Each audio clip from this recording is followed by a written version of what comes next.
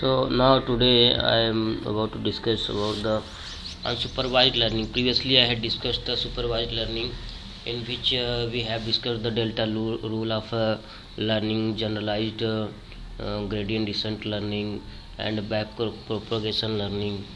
However, in this supervised learning, this unsupervised learning, we have no any target response data, and there is no any teachers, and the external signals are not used to train the or adjust the network weights. They in this network, the internal representation for coding input patterns are monitored, and the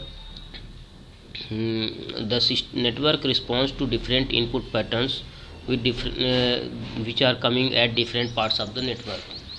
So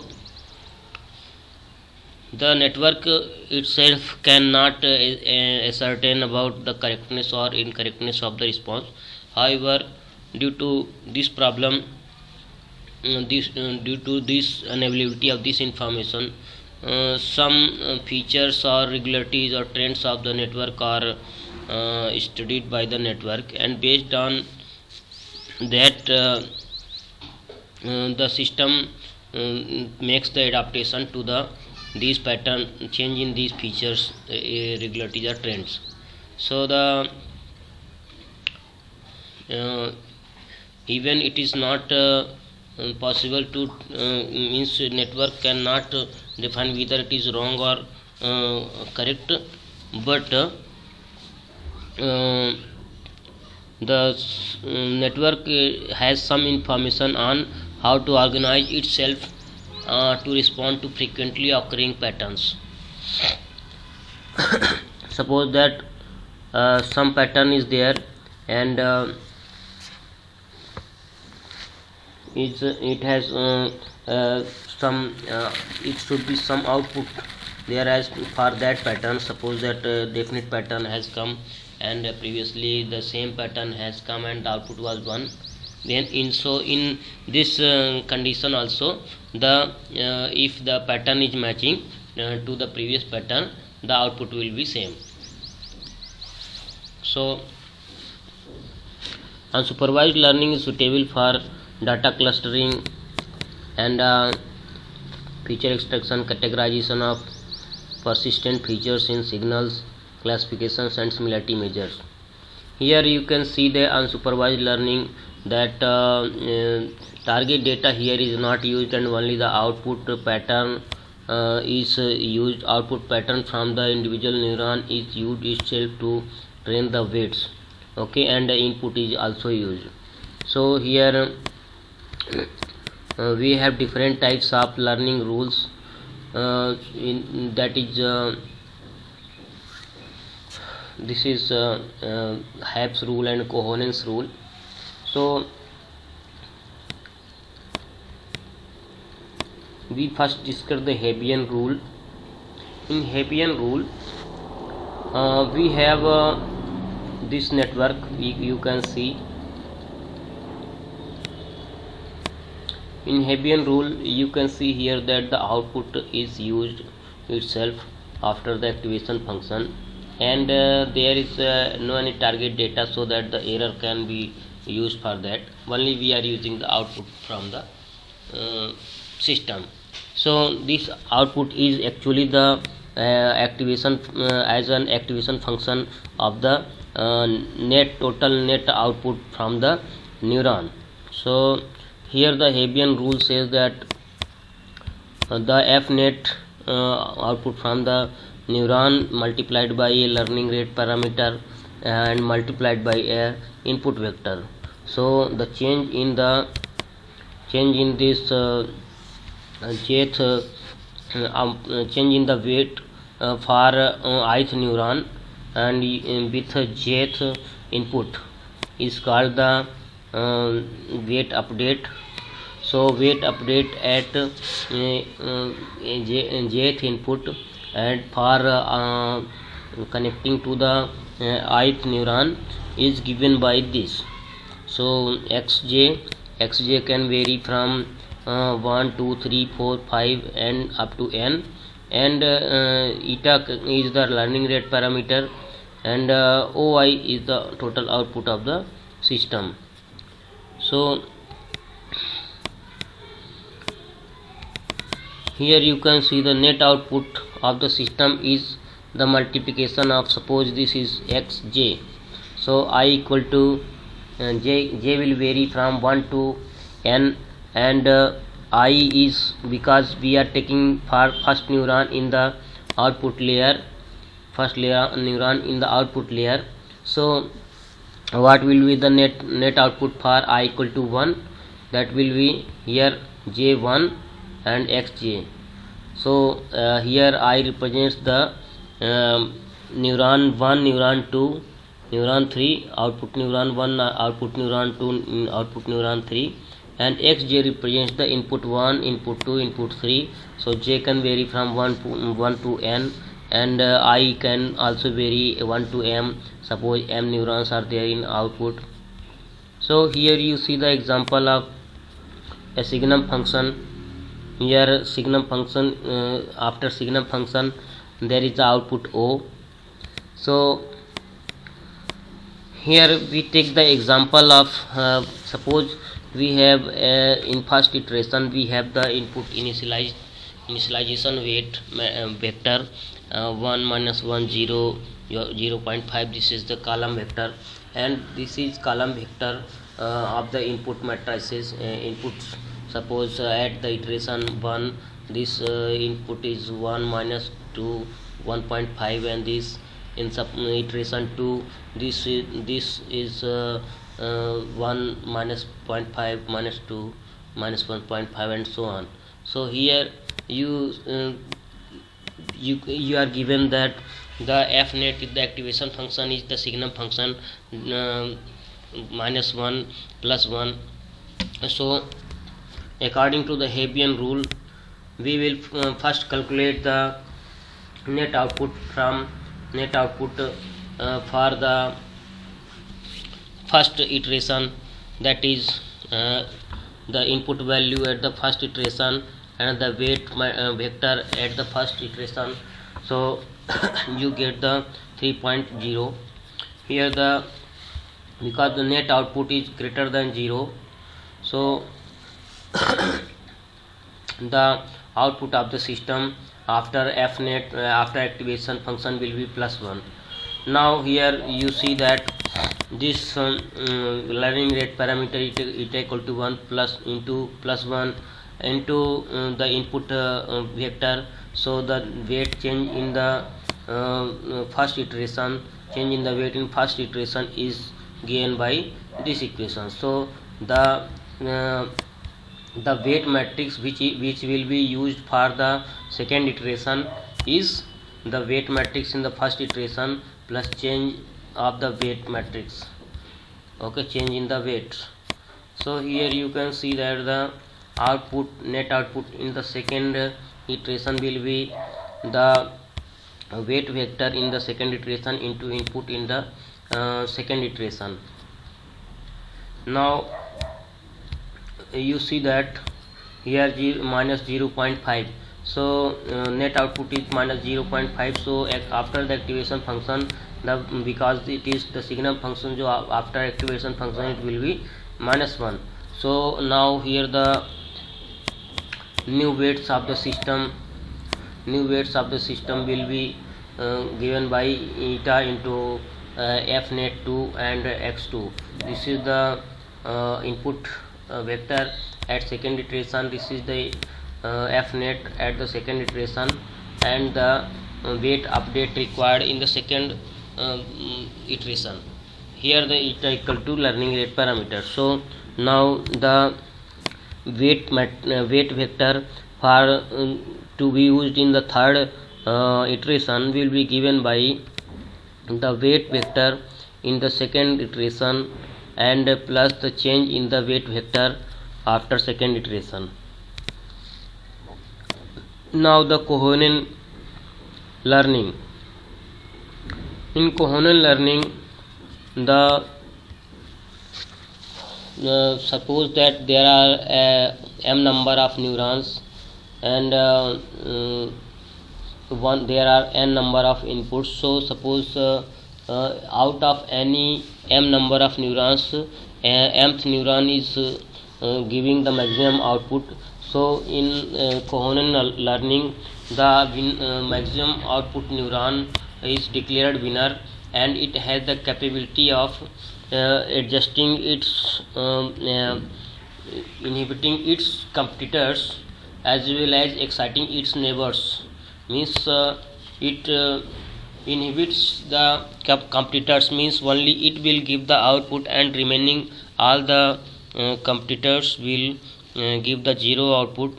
And also excites its neighbors, that is the inputs which are connected to this neuron, winning neuron, will also be the weights of that inputs will also be adapted. So the only the winner is permitted an output, and the winner plus its neighbors, which are, suppose that winners plus its neighbors means that whichever the neurons are connected to that output neuron will that the weights of that inputs will be adjusted. So here you can see, I will show you by a graph here. Here you can see that there are n number of inputs are there, and m number of outputs are there. Suppose p1 to I equal to 1 to p neurons are there in output, and mth neuron has maximum output. So in that case, the this neuron has the capability to train the weight of these related neighbors which are interlinked with certain weights, and it has also the capability to make the remaining outputs zero. So this is the winning neuron. So winning neuron or element is defined as one which is the closest match to the input pattern. Suppose that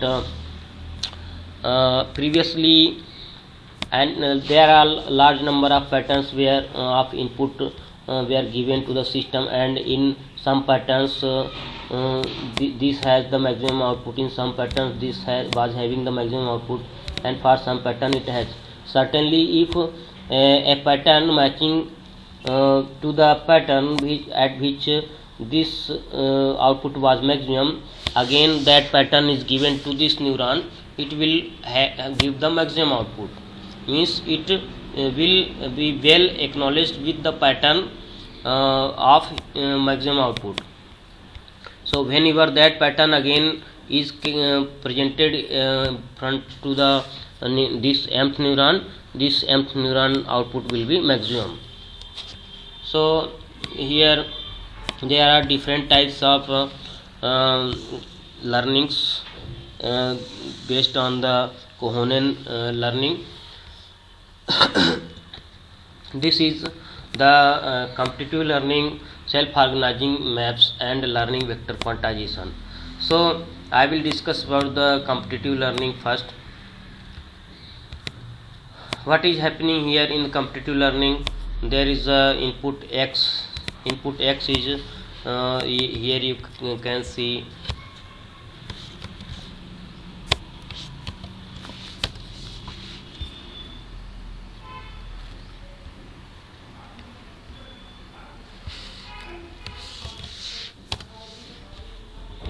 here you see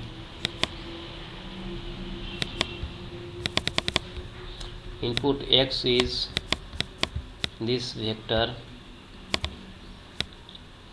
x1, x2, x3, x4 up to n, and this represents the,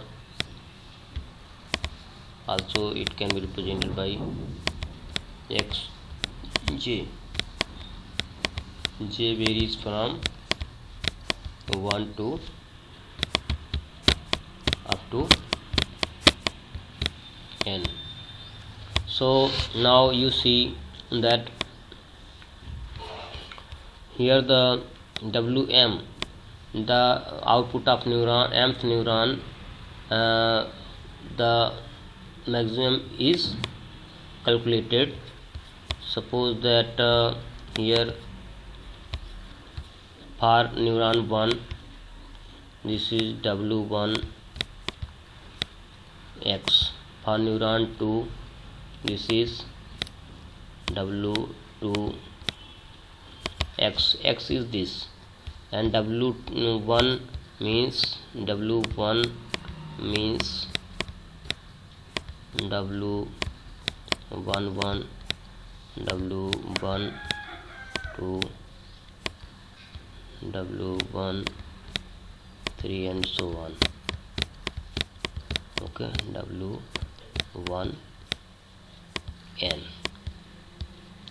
Okay, and similarly W2 means W2 W and W21 W22 W23 and so on up to W2n. This is a row matrix. So complete matrix will of the W will be defined by, you can see, W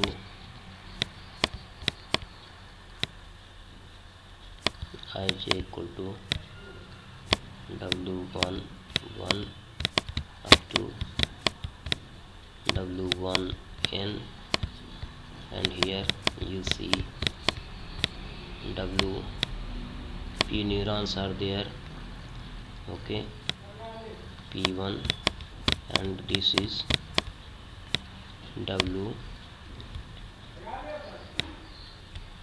I j, that is I equal to 1 2 p and j equal to 1 to n.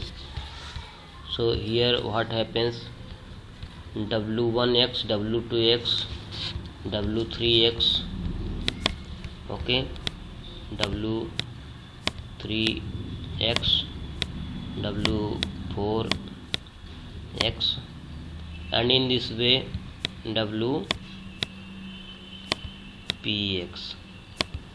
Okay,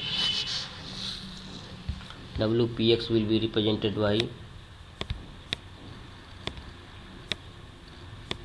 WP represented by this WP1 and so on,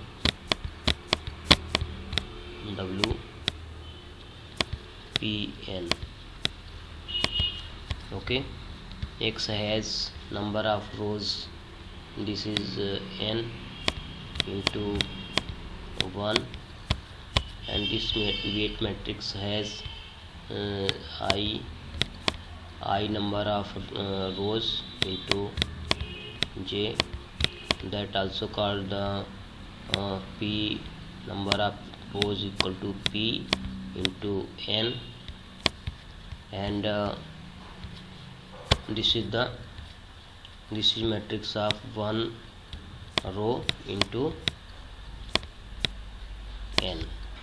So here you can see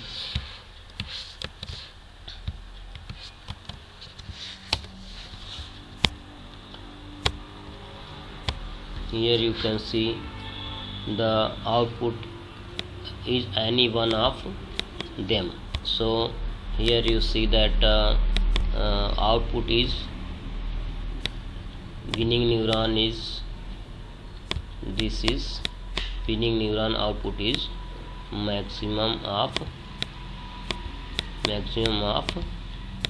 all of these multiplications.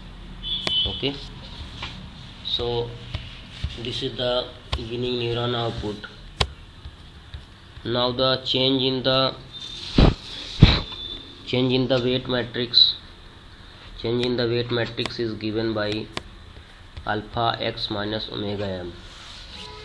So suppose the neuron M has the winning output. Neuron M is the winner. So what will be the change in the, you can see here, their mth neuron is winning.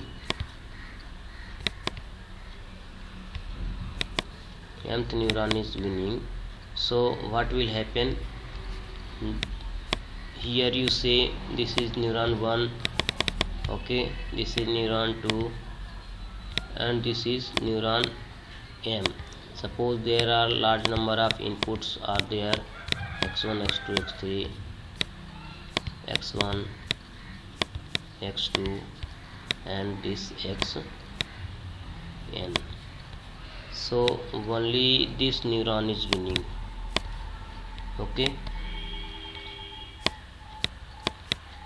and remaining outputs are 0. Output is available only in this neuron. Okay,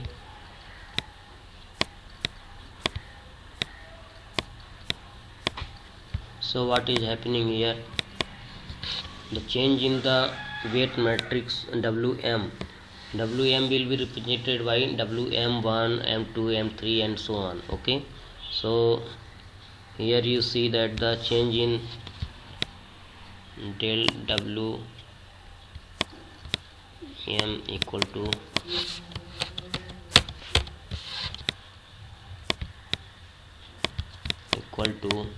the change in del W M1, del W M2, and so on up to del W 1 n. This is the row matrix. So this is the column matrix. So it is the column matrix. Actually this should be like this. So this is the vector should be there. So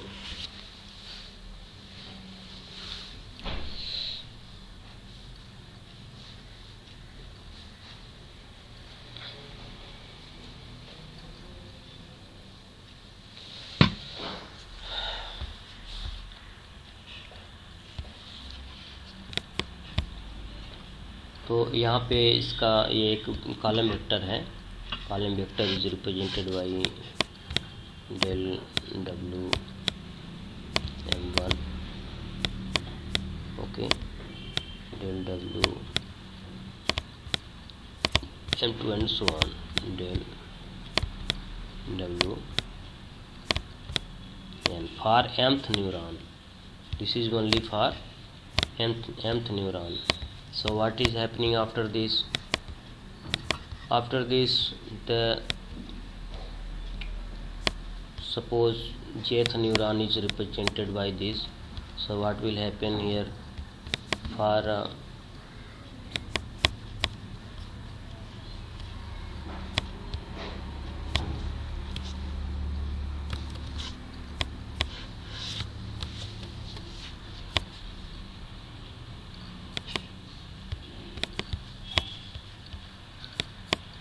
del W, you can see here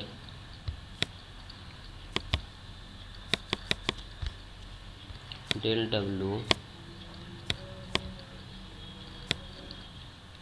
MJ means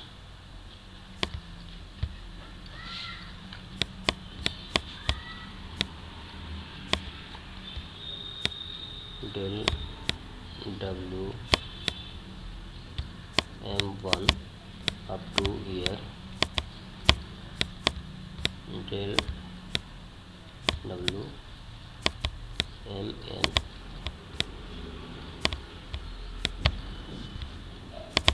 and j equal to 1 to n. So del w mj equal to alpha into xj minus w mj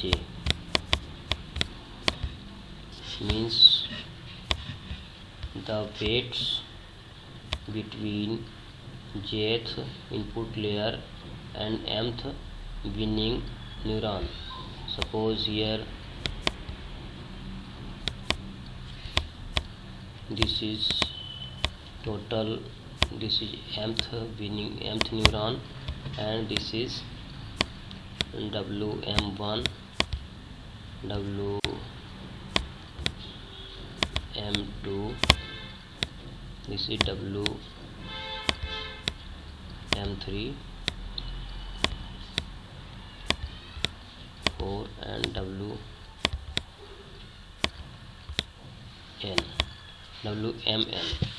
So total here you see that the only the weights are updated, which related to the weights are only updated related to the winning output neuron. Okay, so now I will discuss the self-organizing maps. What is here going on in self-organizing maps? Here different output neurons are there, and there is a certain space of inputs, and this is the x input vector. So this is the input space. So the inputs can change anywhere, the values can change anywhere. Now suppose this is the winning neuron, so only the weights related to this winning neuron, which interlinks the input to the output winning neuron, is only adapted, and remaining other weights are not adjusted. So here what happens, you calculate the Euclidean distance for the different values of Euclidean distance for different neurons. Suppose you first calculate the Euclidean distance for individual outputs.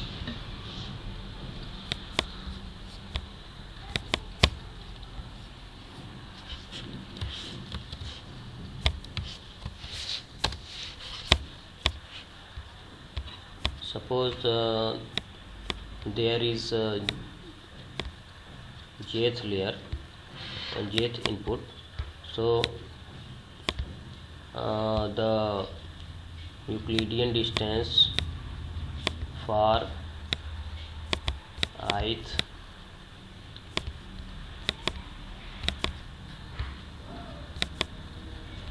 neuron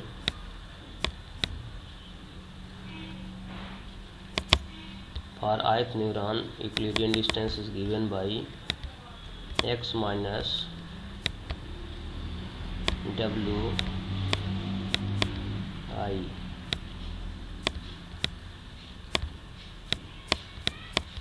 This is Euclidean distance for ith neuron.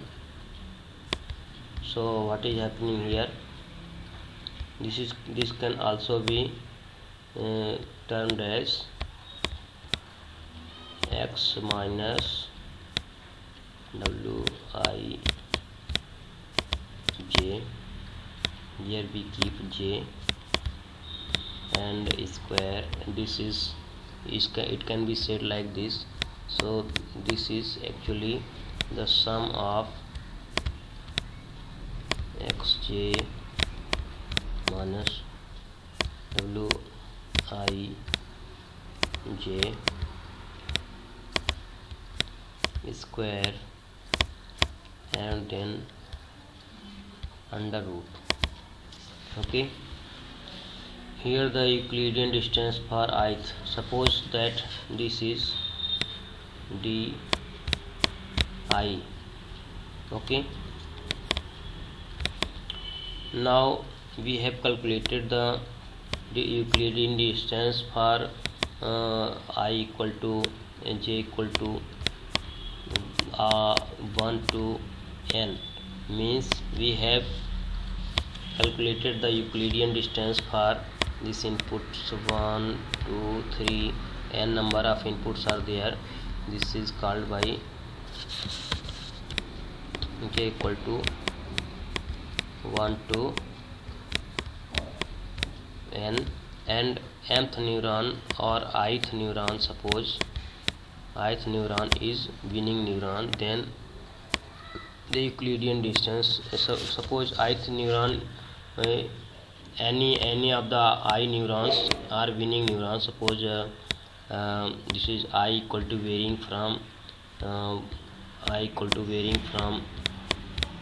1 to any winning neuron m is there, and it is also total I varying up to p. M is the winning neuron. Suppose then what happens here, we calculate the Euclidean distance for I equal to 1, that is Euclidean distance d1, that is Euclidean distance d1, that is total sum of this total sum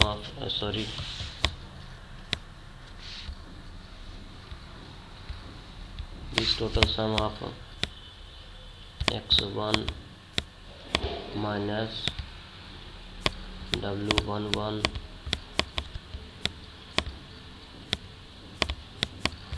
plus x2 minus w12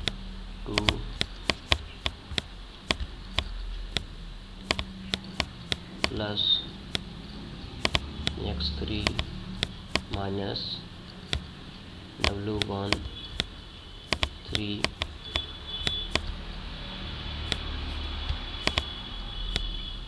and plus so on. Suppose it can be up to plus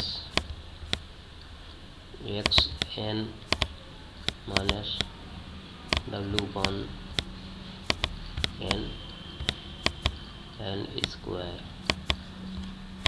Suppose we are again calculating the Euclidean distance for neuron second.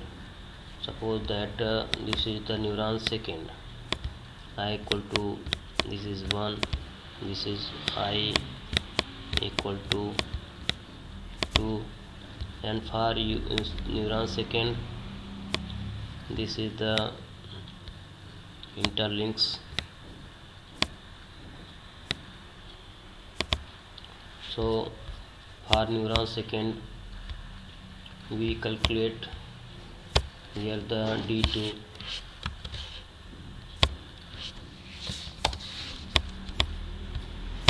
we calculate here d2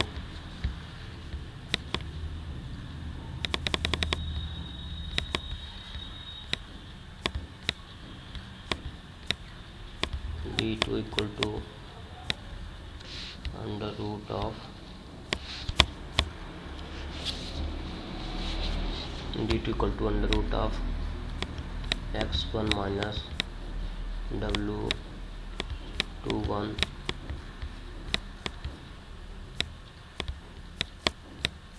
plus x2 minus w22 square plus x3 minus W23 square plus up to n. Okay, xn minus w2n. Suppose this is the I equal to. Similarly, we calculate the d3, d4, dm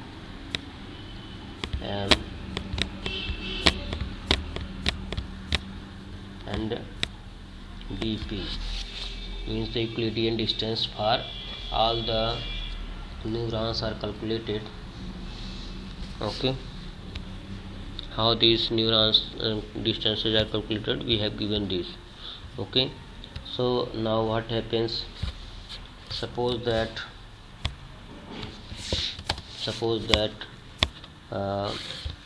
dm is winning neuron. Suppose that dm is winning neuron, so now the weights related to that neuron will be updated. Only the weights related to that neuron will be updated. So here you can see here I equal to, suppose I equal to m. This output, this is the winning neuron, so the weights related to this link will only change. This is the green color weight, so the change in the weights for this mth winning neuron equal to mj t plus 1 equal to del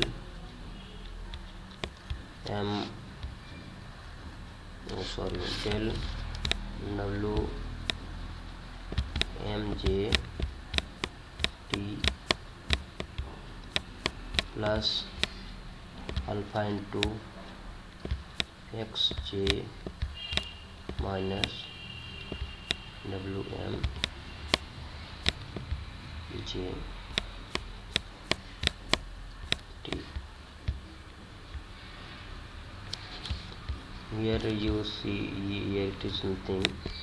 Here you see this is not here. Okay, so the output of the neuron will be given by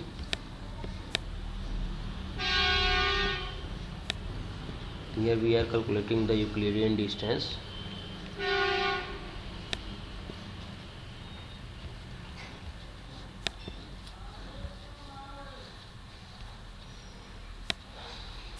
So this is the alpha, this is given by this is del w mj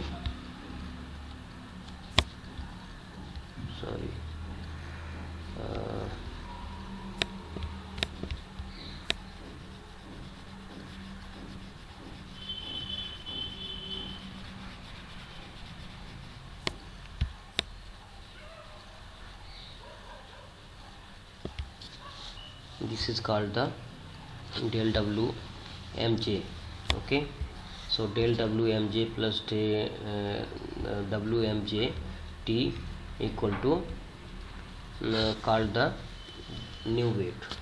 So new weight is given by this equation. Okay, where each of this you can represent here del w11. Suppose that for one first neuron is winning, then there will be change in this m equal to 1, m equal to 1 to w, m equal to 1 and j equal to 1 to n. So del w11, del w12, del w13 is called the, these values are representing the change in the weights. Here you see how the delta w1, suppose the winning neuron is I equal to 1, then what will be the change in the weights? W11 t plus 1 equal to W11 t plus del W11 t, and del W11 t equal to x1 minus W11 into alpha and previous values. Suppose neuron 1 is the winning, so 1 to W12 t plus 1 equal to W12 at time t plus the change in the weights, that is x2 minus W12. Similarly, for all the values we can say that Wij t plus 1 equal to Wij t alpha equal to into alpha plus xj minus Wij. This is only the update will be there for I equal to, suppose any I equal to m, there mth neuron is updating, mth neuron is winner, then this equation comes here, wmj t plus 1 mj t plus alpha into xj minus wmj, means the related weights will be only changed for the winning neurons, and the all other neurons and their related weights from the inputs will not be updated. Suppose in the next lecture I will take the example, and so now I close here the meeting. So now I close the meeting and I am taking the attendance.